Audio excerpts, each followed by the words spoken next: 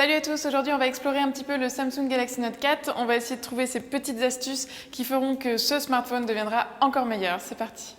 On commence par Flipboard. Alors à moins que vous soyez vraiment un grand fan de Flipboard Briefing qui remplace My Magazine, sachez que vous pouvez le désactiver, enfin du moins désactiver son raccourci.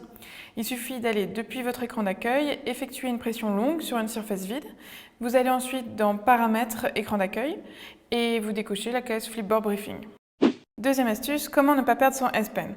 Alors comme on a pu le voir, le S Pen est quasiment indispensable pour le Note 4, c'est vraiment un bel atout et ça serait bête de le perdre. Alors Samsung y a bien pensé et il vous propose une option pour vous signaler dès que vous partez en laissant votre S Pen derrière vous.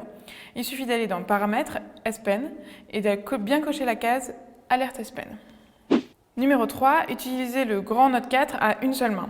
Parce que oui, c'est possible. Samsung a même un mode pour ça. Dans l'interface TouchWiz, il suffit d'aller donc dans vos paramètres, affichage et fond d'écran.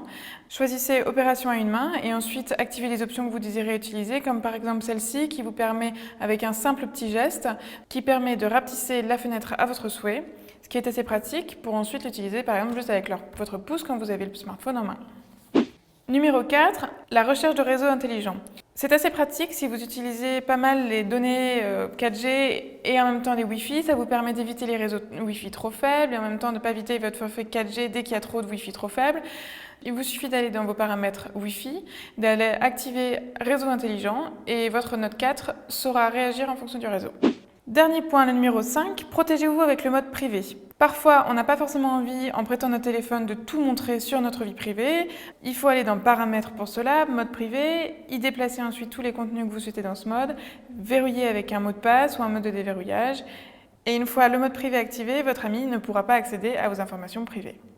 Vous en voulez plus? Eh bien, on en a encore beaucoup plus sur androidpit.fr dans notre article complet sur le truc et astuce du Note 4. Il y en a encore tout un tas à découvrir. Pensez aussi à vous abonner à notre chaîne YouTube et on se revoit bientôt sur androidpit.fr.